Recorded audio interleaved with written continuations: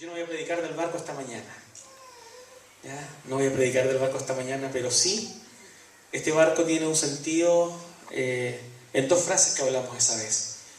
Que decía que el Señor a nosotros nos ama dos veces. Porque nos hizo y porque nos compró. Y esto fue lo que hablamos esa vez con el barco. Pero esta mañana el Señor ha puesto en mi corazón durante la semana, cuando el pastor Iván me dijo que quería que pudiera estar con ustedes esta mañana, palabra en mi corazón que me ha dado muchas vueltas este último tiempo respecto de los roles que nosotros como familias tenemos para ser familias trascendentes en este tiempo.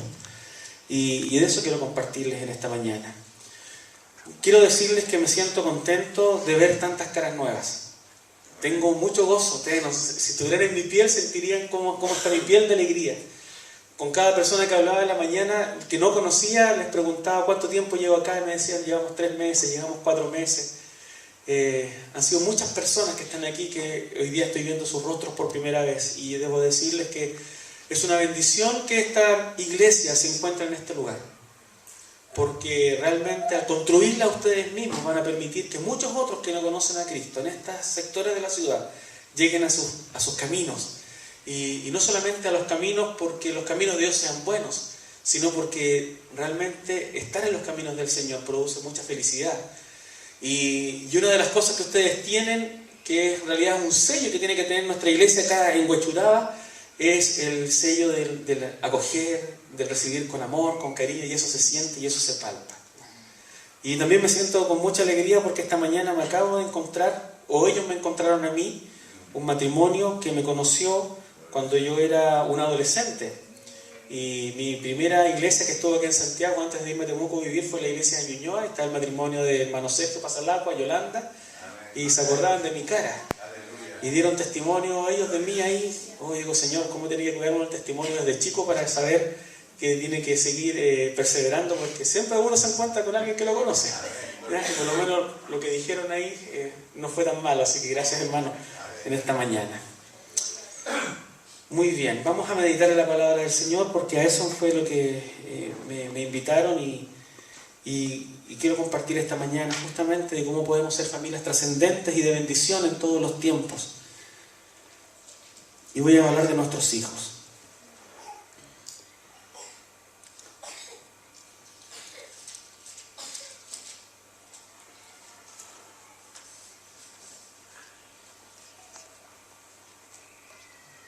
Los hijos que Dios nos ha dado, y aquí quiero que estemos atentos a lo que voy a decir, porque puede ser que hayan personas acá que no tienen hijos, pero tienen un nieto, ¿no es cierto? O son tíos de niños, o conocen alguno que en su población, en su barrio está viviendo.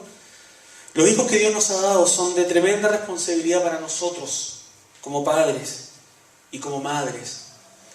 En todos los sentidos de lo que hablo, son responsabilidad tremenda para nosotros. En el amor, en el cuidado, la protección, la educación, son de tremenda responsabilidad para nosotros porque nosotros como padres transmitimos para ellos valores, transmitimos también amistad.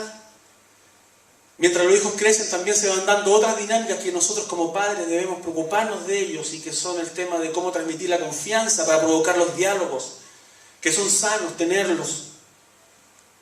Es también una responsabilidad para nosotros como papás en este tiempo, cómo potenciamos sus habilidades y vemos que son buenos para el arte, para la música, para la gimnasia. Cómo nosotros nos preocupamos de que ellos puedan desarrollarse también en otros ámbitos. Es más que tenerlos para educarlos, vestirlos y alimentarlos. Hoy día nosotros tenemos una responsabilidad tremenda con ellos. Yo creo que puedo resumir esa responsabilidad que yo mismo como papá tengo frente a mis hijos, en desear que ellos sean felices. Justamente una de las cosas que yo anhelo como papá es que mis hijos sean felices. Y esa felicidad no es solo por estas 3 cosas que yo decía: educarlos, vestirlos y alimentarlos, sino cómo yo me compenetro con ellos para que ellos puedan crecer y ellos puedan tener lo que necesitan para que sean personas de bien.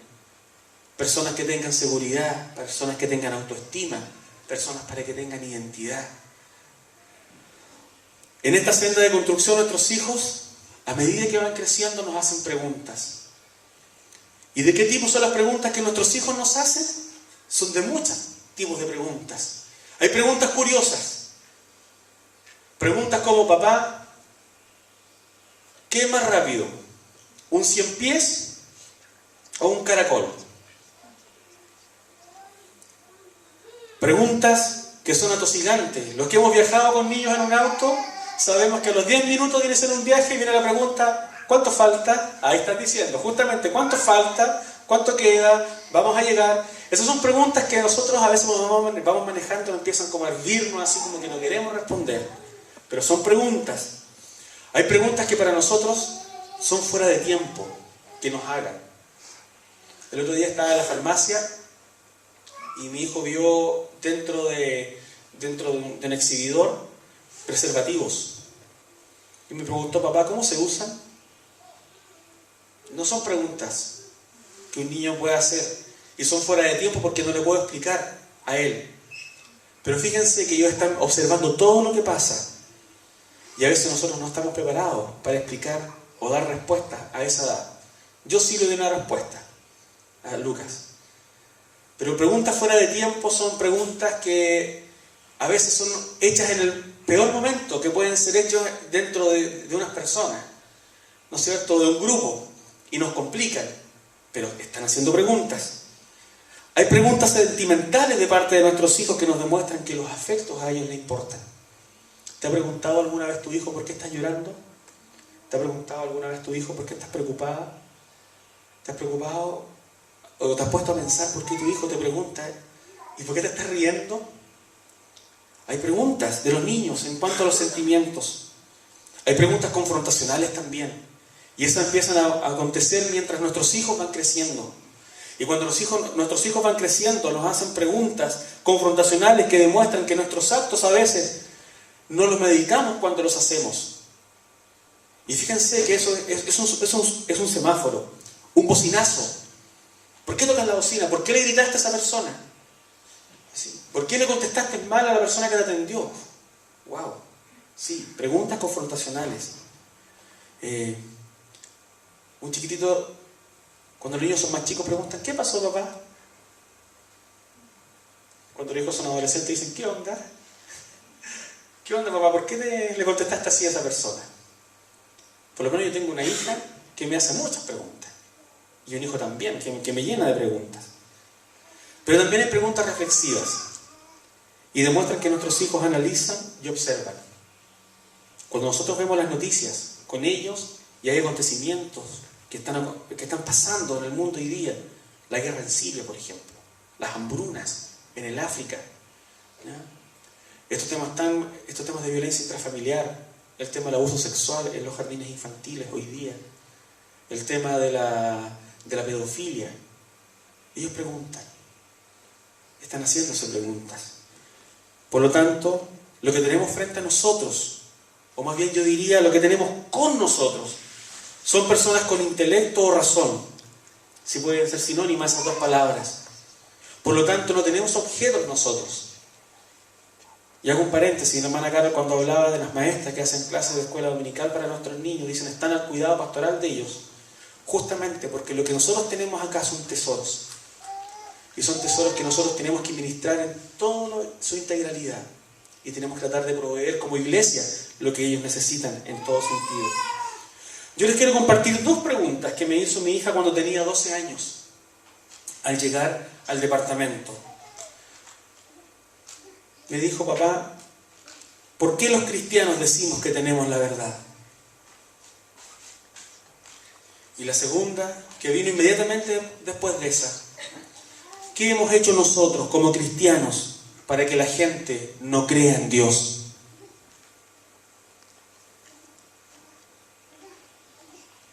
Les voy a invitar a orar. Señor, en esta mañana nos vemos enfrentados a las preguntas que nuestros hijos nos hacen. Y nosotros queremos pedirte en esta hora seguir tu guía por tu palabra para saber el rol que también jugamos nosotros como padres, como educadores, como adultos. Para llenar, Señor, las respuestas que ellos necesitan en este tiempo. En el nombre de Jesús oramos. Amén. ¿Qué preguntas, no? 2 preguntas así que fueron muy...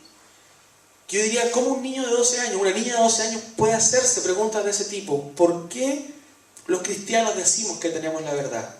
Si los hinduistas dicen que tienen la verdad, si los budistas dicen que tienen la verdad. Nosotros hoy día en Santiago somos una ciudad ya cosmopolita. Ya no es un fenómeno, es una realidad. Estamos viviendo no solamente una gran inmigración, sino ya se han posicionado estilos culturales de esos inmigrantes en nuestra ciudad y en nuestro país. Nosotros no conocemos la realidad del norte. Ahí hay inmigraciones muy grandes de comunidades, ¿no es cierto?, de países altiplánicos, y ellos han transformado la ciudad. Y aquí en Santiago también. Por lo tanto, hoy día cuando usted va a un restaurante chino y ve el gatito con la mano que lo llama a traer dinero, o cuando va a una tienda y está en un supermercado parado y la persona que le pide a la persona que vende, ¿no es cierto?, los fiambres, los quesos, y usted escucha que la persona que está al lado es una extranjera por la forma que habla y la que estaba al otro lado también es extranjera, eso que antes para nosotros era una novedad, así, una extranjera, ¿no? Eso es una realidad. Entonces mi hija me pregunta frente a eso, porque eso también nos trae a nosotros y a nuestra cultura, también sus creencias, también sus formas de ver la vida, su cosmovisión, y con eso ellos conviven. Por lo tanto mi hija me preguntaba, ¿por qué los cristianos decimos que tenemos la verdad? Y la segunda fue, y esa la encontré más fuerte, ¿qué hemos hecho nosotros como cristianos para que la gente no crea en Dios? Esta mañana no me voy a enfocar en responder estas 2 preguntas, sino que nosotros como padres y madres y como grupos familiares debemos saber dar respuesta a nuestros hijos respecto de su fe. Y yo quiero que esto que hemos leído en la mañana en respecto de la Biblia nos llame a nosotros a pensar y a reflexionar qué es lo que nuestros hijos hoy día nos demandan. Y lo que nos demandan nuestros hijos no es algo nuevo, es algo que en la Biblia ya estaba escrito. En Deuteronomio 6, versículo 20 al 25, en esta versión que tengo yo en NTV, dice así: en el futuro tus hijos te preguntarán, ¿qué significan estas leyes, estos decretos y estas ordenanzas que el Señor nuestro Dios nos mandó obedecer? Entonces tú les dirás, nosotros éramos esclavos del faraón en la tierra de Egipto, pero el Señor nos sacó de Egipto con su mano poderosa. El Señor hizo señales milagrosas y maravillas ante nuestros ojos. Envió castigos terribles contra Egipto, contra el faraón y contra todo su pueblo. Nos sacó de Egipto para entregarnos esta tierra que había jurado darle a nuestros antepasados. Entonces, el Señor nuestro Dios nos ordenó obedecer todos estos decretos y temerlo a Él, para que siguiera bendiciéndonos y preservara nuestra vida como la ha hecho hasta el día de hoy.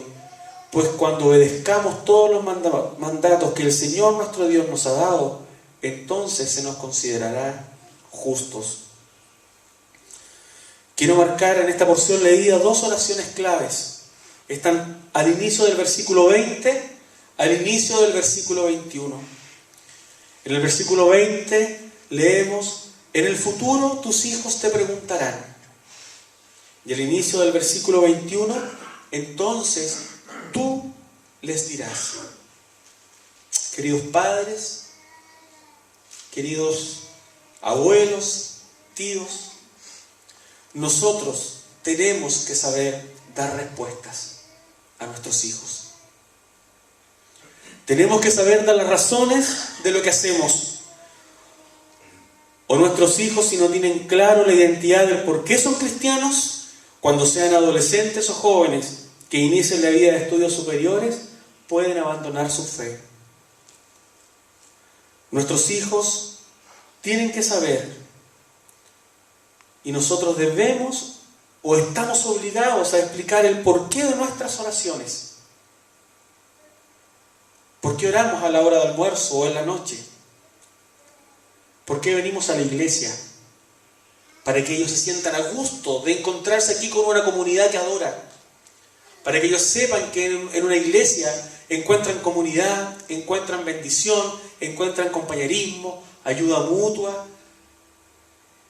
Las razones del por qué hacemos lo que hacemos es las cosas que nosotros necesitamos explicarle a nuestros hijos, para que ellos no entiendan que esto es un asunto mecánico y es una rutina que se hace, para que cuando ellos ya temen y puedan reflexionar por sí mismos, no anhelen, ¿no es cierto?, irse de una congregación.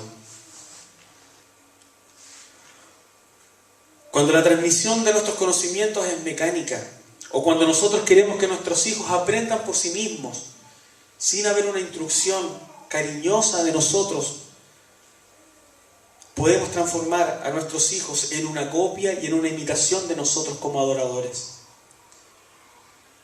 Cuando nosotros decimos, y esto es un llamado de atención para las personas que llevan mucho tiempo en la iglesia, pero también es una advertencia para los nuevos que están llegando a ser parte de una comunidad iglesia. Fíjense que si usted dice, yo soy cristiano hace muchos años porque mi abuelo era cristiano, mi papá era cristiano, yo soy cristiano.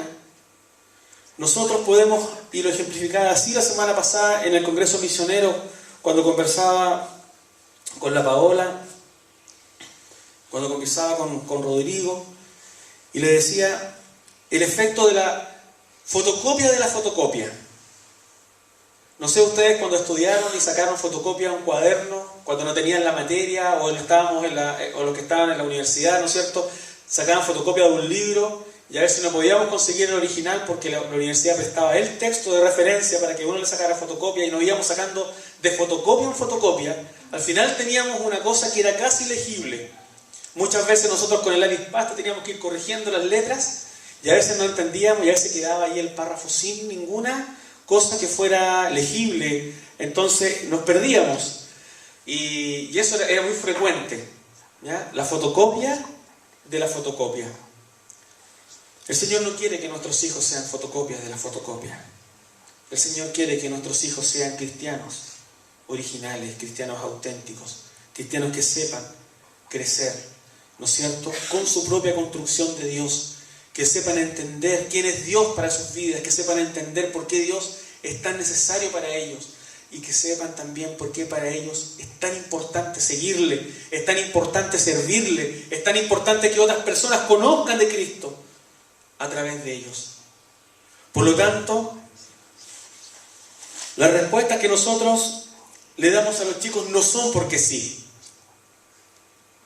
Yo dije que nuestros hijos nos hacen muchas preguntas, y a veces a nosotros nos molestan las preguntas de nuestros hijos.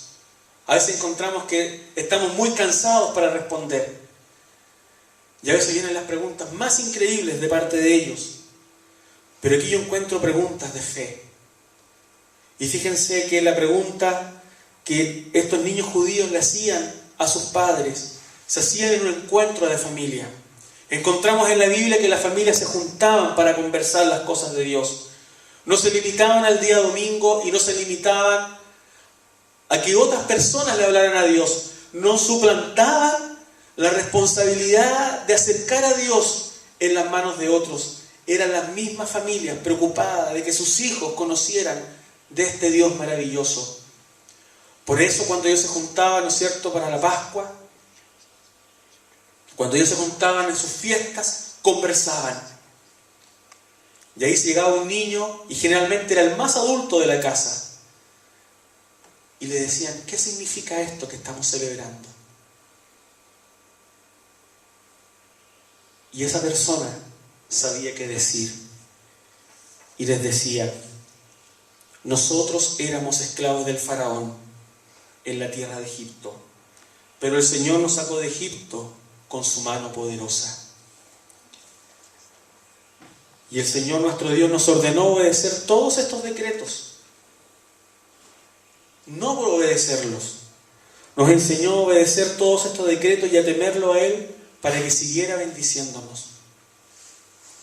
Hoy día, cuando nosotros vivimos en una sociedad secular y nuestros niños están bombardeados y nosotros mismos, incluso nuestra fe, se choca fuertemente con lo que está aconteciendo en nuestro sistema, es muy difícil no adoptar una creencia o una posición frente a lo que el sistema imperante nos pone, que es muy fácil desvirtuar las cosas que son preceptos que son mandamientos de Dios preciosos para nuestras vidas, significativos, ¿ya?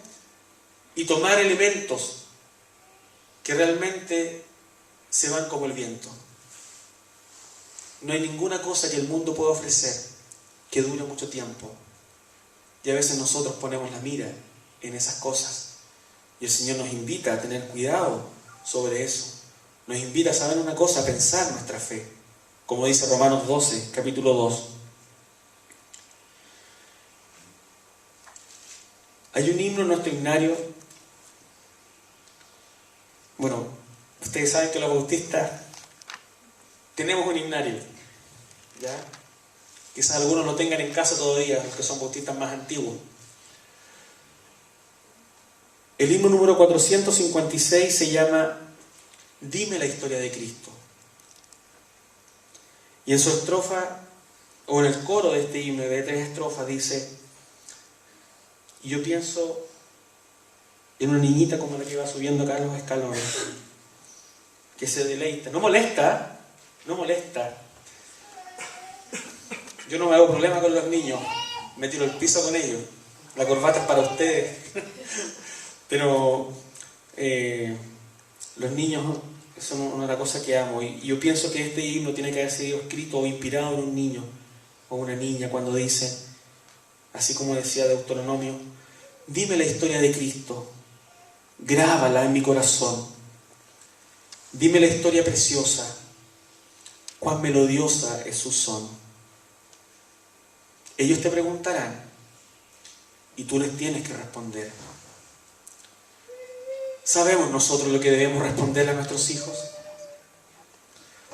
¿Qué vínculo nosotros estamos teniendo con esta palabra maravillosa para saber qué responder? Nuestros hijos hoy día tienen que saber cosas maravillosas respecto de Jesús. Aquí el boletín de esta mañana tenía el versículo de Isaías 9:6. Dice: porque nos ha nacido un niño, se nos ha concedido un hijo, la soberanía reposará sobre sus hombros y se le darán estos nombres: Consejero, Admirable, Dios fuerte, Padre eterno, Príncipe de paz. Todo esto que nosotros encontramos en la Biblia son cosas que nosotros tenemos que refrescárselas a nuestros hijos. Porque así nosotros aprenderemos y seremos para ellos también la nutrición, la fuente, ¿no es cierto?, de palabras sabias que ellos mismos podrán mantener por las generaciones que ustedes verán a través de ellos. Cuando nosotros le enseñamos a nuestros hijos hoy día, no estamos solamente pensando en ellos, sino estamos pensando por las generaciones que no veremos. Los hijos de nuestros hijos, nuestros nietos, y los hijos de los hijos de nuestros hijos, nuestros bisnietos, nuestros tataranietos. Estamos trabajando en la defensa del Evangelio, en entregar sabiduría, llenura, gozo y paz a través de la palabra de Cristo, de nuestros actos, para esas generaciones que nosotros no veremos. Por lo tanto, nuestro rol es fundamental hoy día. Y por eso el Señor fue tan claro en sus preceptos de que su pueblo, que estaba iniciando la travesía para tomar la tierra de Canaán, preservara lo que Él le había enseñado. Y por eso cuando ellos se juntaban en las fiestas, por eso ellos cuando estaban juntos como familia, y el niño venía, el más pequeño, y le decía: ¿qué significa esto que estamos celebrando? Había uno que sabía qué decir. ¿Qué podemos mencionarle nosotros a nuestros chicos hoy día respecto de Jesús? ¿Sabemos lo que tenemos que decirle? ¿Bastará con decirle que Jesús es bueno? ¿Bastará con decirle que Jesús ama a los niños? ¿Bastará con decirle que por la Biblia nosotros encontramos cosas lindas? ¿O es mejor decirle: en la Biblia encontramos estas cosas? En la Biblia encontramos estos consejos. No la Biblia como manual, la Biblia como fuente de gracia, la Biblia como fuente de inspiración, la Biblia como fuente de seguridad. Ahí nosotros podemos marcar gran diferencia para que nuestros hijos amen al Señor por quien Él es. Si decimos que Dios los ama, digámosle a nuestros hijos por qué los ama. Digámosle que Jesús murió en la cruz. Digámosle que Jesús resucitó. Digámosle que Jesús llevó nuestros pecados a la cruz por amor a ellos también. Eso un niño hoy día lo pueda entender. No tenemos que esperar a que sean adultos para que recién le podamos explicar las cosas más rudimentarias de la fe, sino por el contrario, como tenemos al Espíritu Santo con nosotros, ellos también le puede dar luz a los más chiquititos de que puedan comprender de la gracia y del amor del Señor. Hablemos de la gracia inmerecida. Hablemos que Jesús fue nuestro Redentor, el precio que pagó por nuestra felicidad.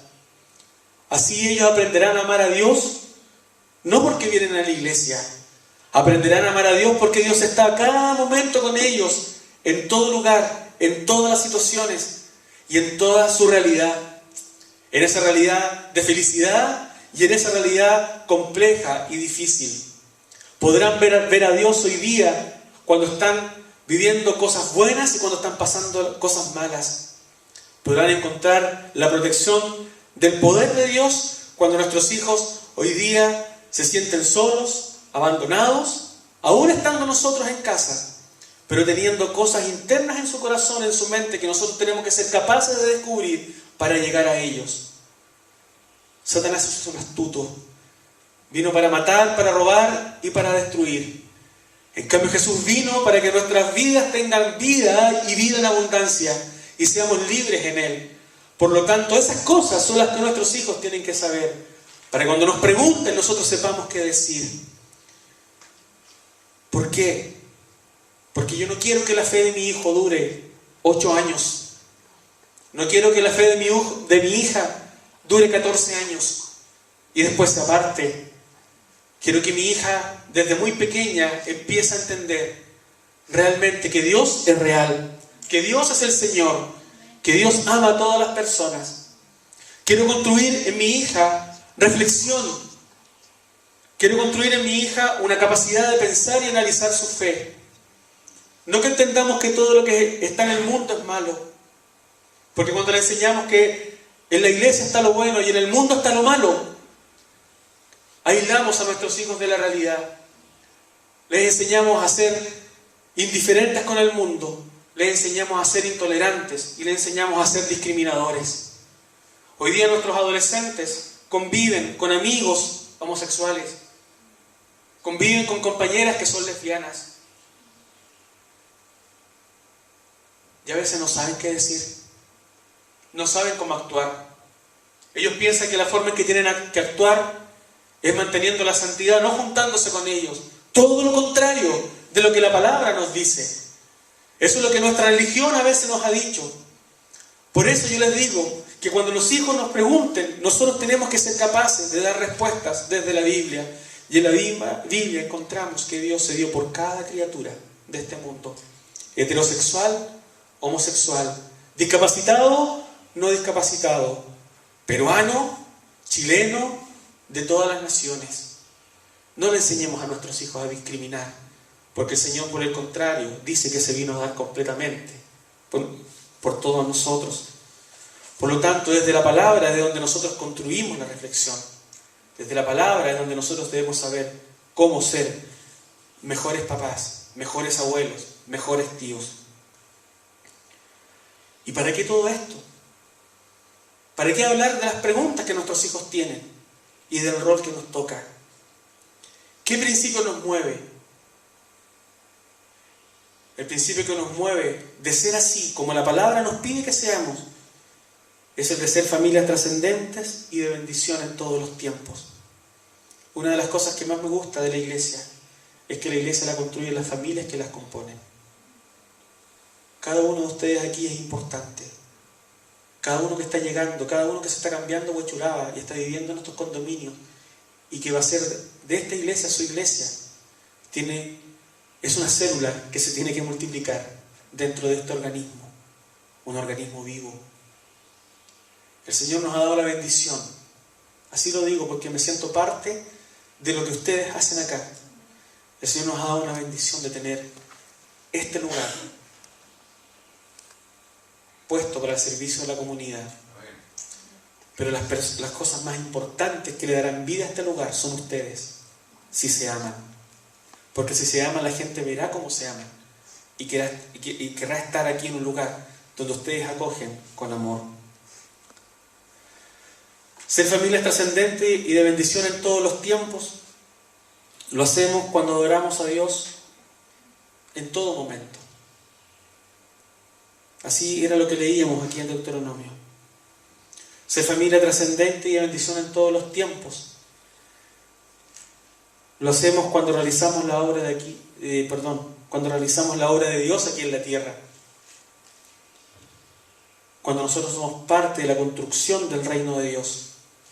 Jesús, en Lucas 4, versículo 18, cuando se para en la sinagoga, al comenzar su ministerio, dice que tomó el rollo que le pasaron de Isaías, lo abrió y comenzó a leer. Y él dijo, el Espíritu del Señor está sobre mí. Y yo digo, el Espíritu del Señor también está sobre nosotros. Por cuanto me ha ungido para dar buenas nuevas a los pobres, me ha enviado a sanar a los quebrantados de corazón, a pregonar libertad a los cautivos y vista a los ciegos, a poner en libertad a los oprimidos y a predicar el año agradable del Señor. Con esa misma unción que Jesús recibió de parte de Dios, cuando nosotros conocimos a Cristo y le dejamos entrar en nuestras vidas, fuimos empoderados por el Espíritu Santo para hacer la misma obra que Jesucristo hizo aquí en la tierra.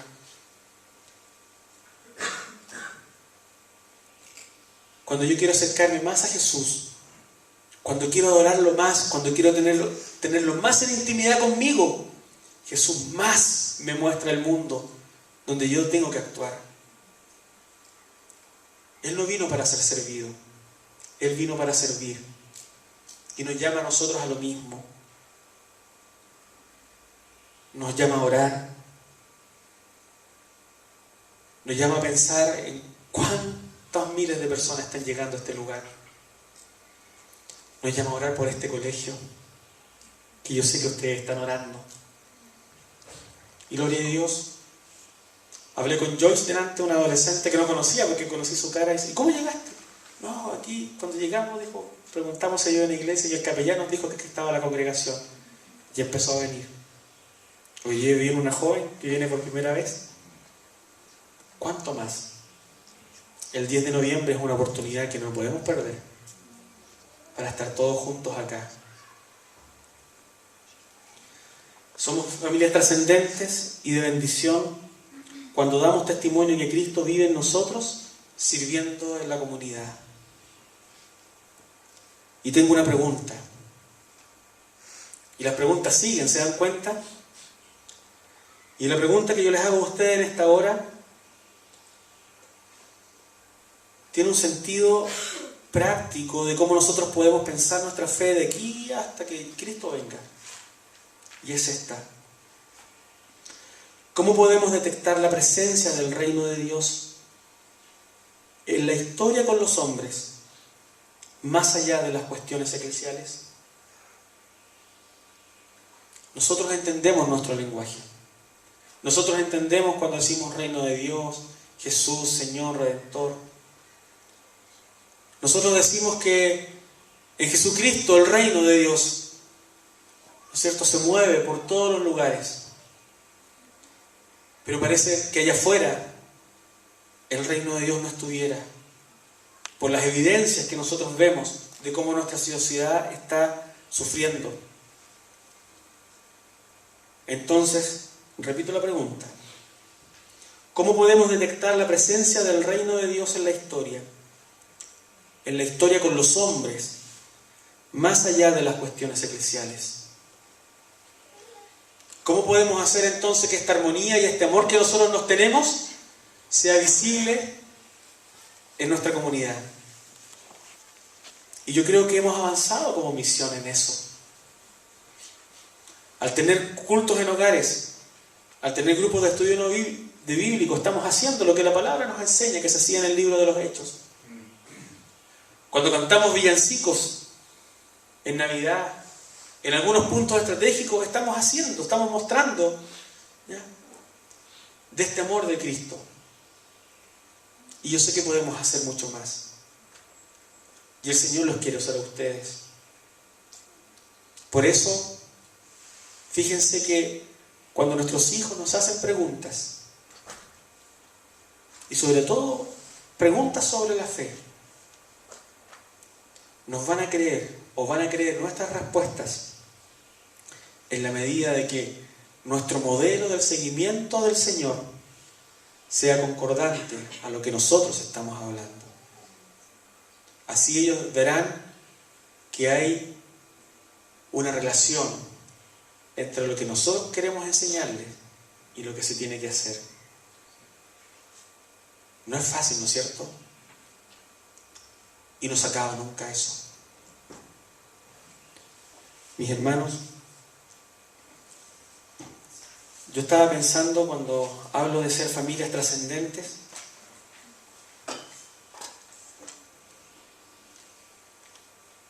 en la familia de Josué. Josué le decía a su pueblo: si quieren ustedes pueden seguir a los dioses de los amorreos, pero yo y mi casa serviremos a Jehová, dice Reina Valera. En NTV este mismo versículo del 24, capítulo 24, 21 de Josué dice: pero en cuanto a mí y a mi familia, nosotros serviremos al Señor. ¿Y cuándo se acaba eso? No se acaba nunca. Somos un vaso de barro, pero ojalá seamos un barro húmedo, para que el Señor todavía pueda moldear sus dedos en nosotros y hacernos la vasija que Él quiere hacer. Pero en cuanto a mí y a mi familia, nosotros serviremos al Señor. No está delegado en la familia de al lado, en la familia de atrás. Está delegado en tu familia, para que en tu familia tú compruebes cómo es Dios. Y a través de lo que tú haces, de cómo le sirves, de cómo quieres vivir la fe en medio de la prueba, de cómo quieres enfrentar los problemas, de cómo quieres enfrentar los sueños que Dios te coloca. ¿Pones tus sueños delante de los pies del Señor o te vas para adelante nomás? Y cuando la cosa se vuelve negativa, ¿te acercas de nuevo para que el Señor pueda arreglar lo que tú construiste? ¿O parte desde el principio? Oren ustedes hoy día, los que son papás de niños menores de 2 años, por quiénes serán sus familias, quiénes serán sus esposos, sus esposas. Yo estoy orando por eso. Yo oro al Señor por un esposo que ame a mi hija, que sea compatible ministerialmente con ella, que sea un esposo que viva la fe como la vive ella.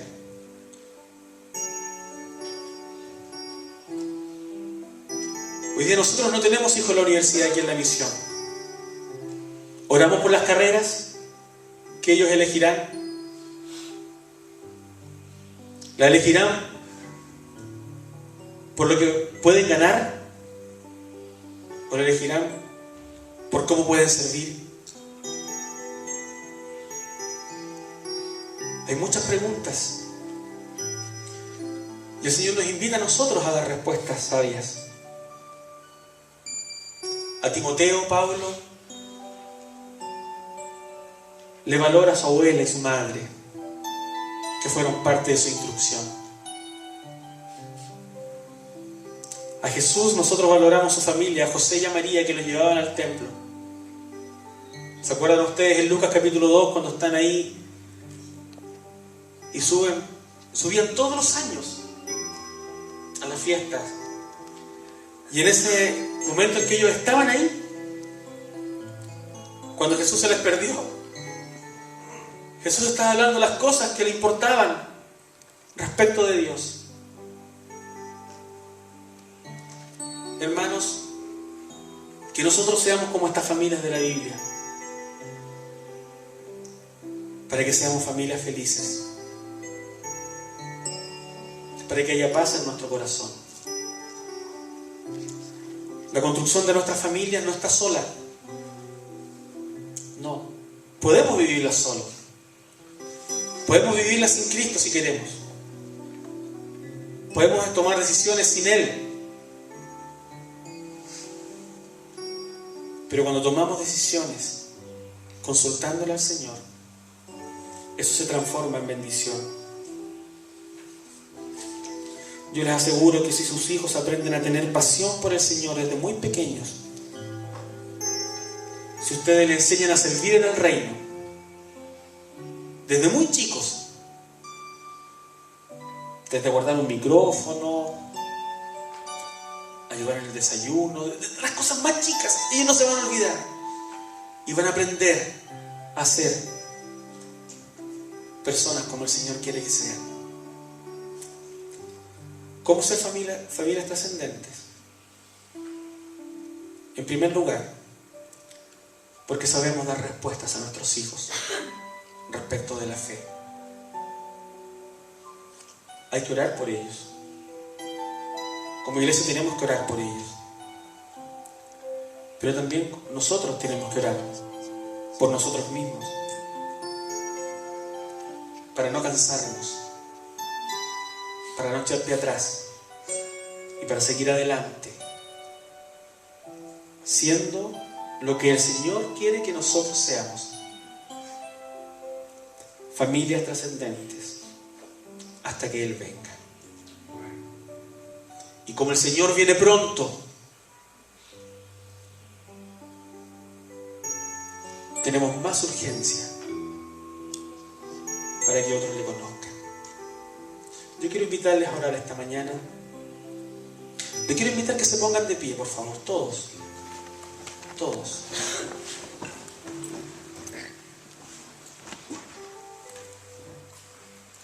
En esta hora yo quiero invitarles a que podamos orar para que seamos familias trascendentes. La palabra trascendente significa que permanece en el tiempo, que queda, que se recuerda, que marca huella. El Señor quiere que nosotros seamos familias trascendentes. Y si el Señor le está trayendo a este lugar, o está viviendo cerca de acá, y esta va a ser, es ya su iglesia, o puede ser la iglesia en que usted empieza a congregarse.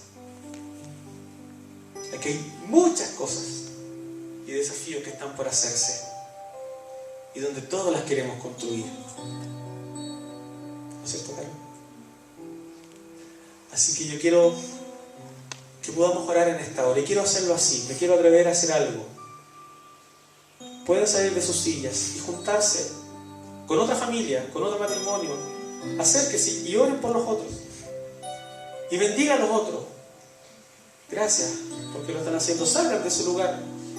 Y oren, acérquense a otra persona y decirle: yo quiero que tu familia sea una familia trascendente. Y junto a la mía vamos a construir, aquí en Huechuraba, tus sueños. Y vamos a orar.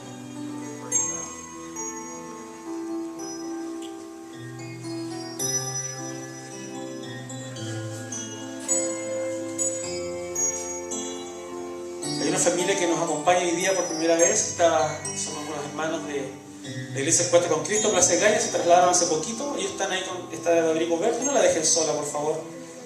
Se quedan ahí, eso.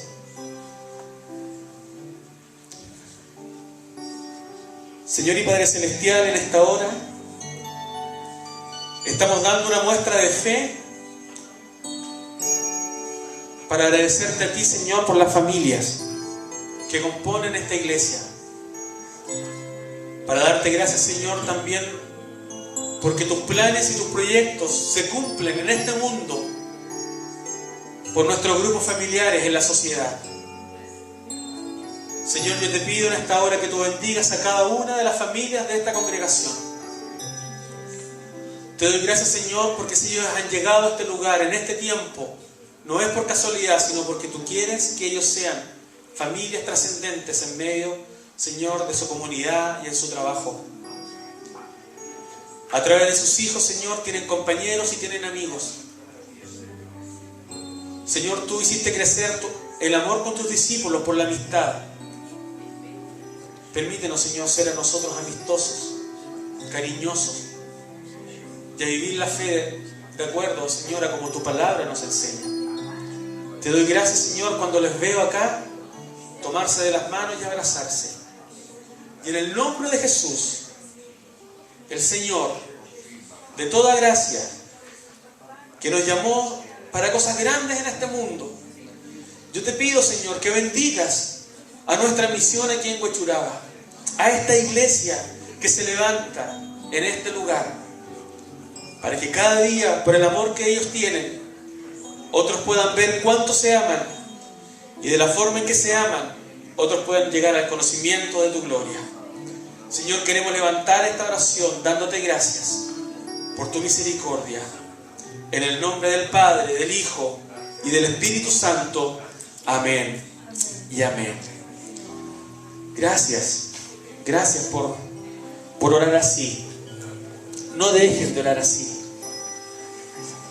Que el Señor les bendiga grandemente en esta hora. Y antes de bajarme de este lugar, quiero dar las gracias otra vez por la oportunidad de estar, de verles. Y por sobre todo de ver muchas caras nuevas. Y eso nos bendice. Y a los que eran antiguos, que también, qué alegría de ver que siguen perseverando. Perseveren. Perseveremos hasta que Cristo venga. Y de esa forma nosotros vamos a poder ser el pueblo que Dios anhela que seamos en esta tierra. Yo les quiero hacer una invitación. ¿Pueden tomar asiento? Una invitación a orar por mí. ¿Ya? El 6 de noviembre tengo que dar el culto de mi ordenación pastoral, mi concilio pastoral, el 6 de noviembre, que es martes. ¿Por qué les digo que oren para eso? Porque si oran para eso, les quiero hacer después una invitación. El 23 de noviembre, si sale bien lo del 6 de noviembre, y yo espero que sí. Amén. A eso me estoy preparando. Amén, Padre. Va a ser el culto de ordenación. Y ustedes han estado en mi corazón por sus hijos. He ministrado vidas maravillosas en este lugar. Vivía cuando veo al Tomás en la música, cuando veo a otros más grandes, cuando llegué acá me abrazaba, decía: Señor, gracias porque uno construye. Y se acordaban de esto. Entonces sería muy lindo poder estar con ustedes esa fecha. Sin duda, una invitación para llegar. Que el Señor les bendiga. Gracias, Carol. Que el Señor te bendiga. Tú sabes cómo te queremos. Cuando llegamos a Providencia como seminaristas, con quien trabajamos fue con Carol. Ahí partimos trabajando con los adolescentes en ese tiempo. Y el Señor hoy día nos tiene perseverando hasta el fin. Que el Señor les bendiga, hermanos.